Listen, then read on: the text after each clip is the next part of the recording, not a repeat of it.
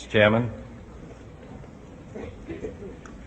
ladies and gentlemen, I appreciate very much your generous invitation to be here tonight. You bear heavy responsibilities these days, and the article I read some time ago reminded me of how particularly heavily the burdens of present-day events bear upon your profession. You may remember that in 1851, the New York Herald Tribune, under the sponsorship and publishing of Horace Greeley, employed as its London correspondent an obscure journalist by the name of Karl Marx. We are told that foreign correspondent Marx, stone broke, and with a family ill and undernourished, constantly appealed to Greeley and managing editor Charles Dana for an increase in his munificent salary of $5 per installment, a salary which he and Ingalls ungratefully labeled as the lousiest petty bourgeois cheating. But when all his financial appeals were refused, Marx looked around for other means of livelihood and fame, eventually terminating his relationship with the Tribune and devoting his talents full-time to the cause that would bequeath to the world the seeds of Leninism, Stalinism, revolution, and the Cold War. If only this capitalistic New York newspaper had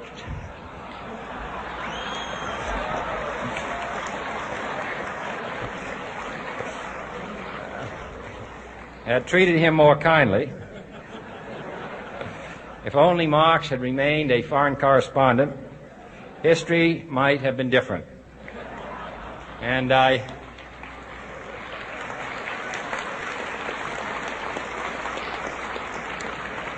I hope all publishers will bear this lesson in mind the next time they receive a poverty-stricken appeal from a small increase in the expense account from an obscure newspaper man.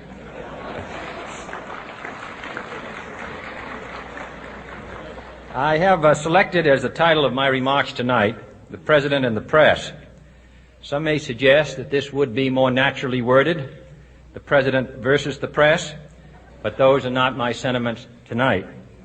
It is true, however, that when a well-known diplomat from another country demanded recently that our State Department repudiate certain newspaper attacks on his colleagues, it was unnecessary for us to reply that this administration was not responsible for the press, for the press had already made it clear that it was not responsible for this administration.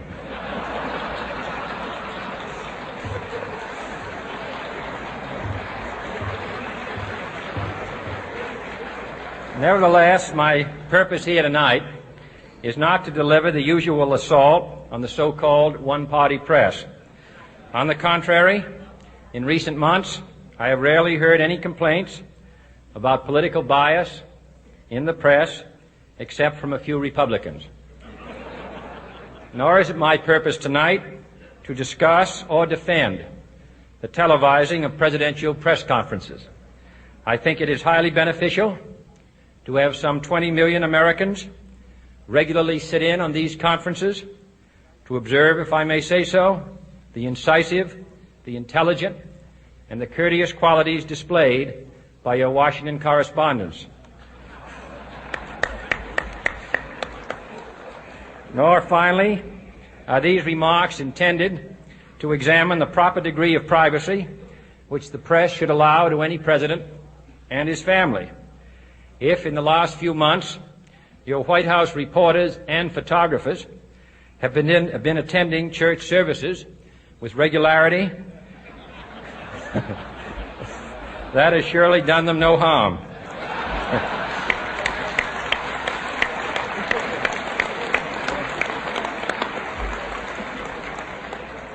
On the other hand, I realize that your staff and wire service photographers may be complaining that they do not enjoy the same green privileges, the local golf courses, which they once did.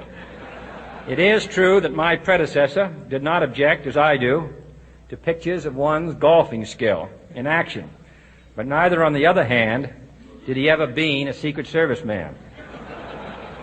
My topic tonight is a more sober one, of concern to publishers as well as editors. I want to talk about our common responsibilities in the face of a common danger. The events of recent weeks may have helped to illuminate that challenge for some, but the dimensions of its threat have loomed large on the horizon for many years. Whatever our hopes may be for the future, for reducing this threat or living with it, there is no escaping either the gravity or the totality of its challenge to our survival and to our security, a challenge that confronts us in unaccustomed ways in every sphere of human activity.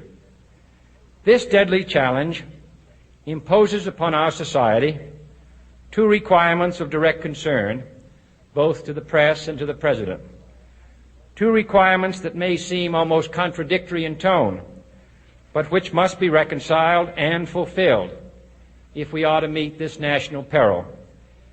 I refer first to the need for far greater public information, and second, to the need for far greater official secrecy. The very word secrecy is repugnant in a free and open society, and we are, as a people, inherently and historically opposed to secret societies, to secret oaths, and to secret proceedings.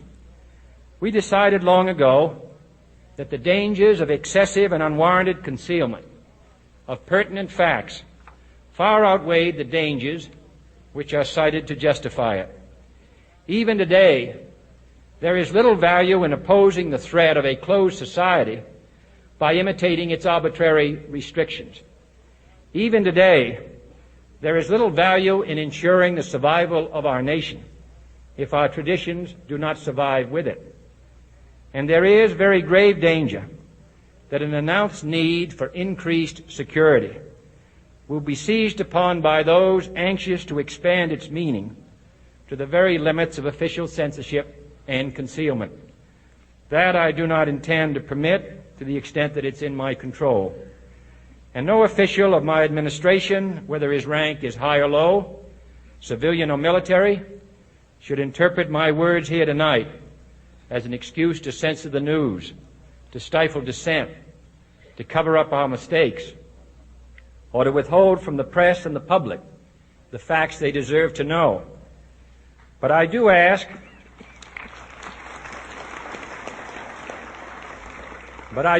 every publisher, every editor, and every newsman in the nation to re-examine his own standards and to recognize the nature of our country's peril.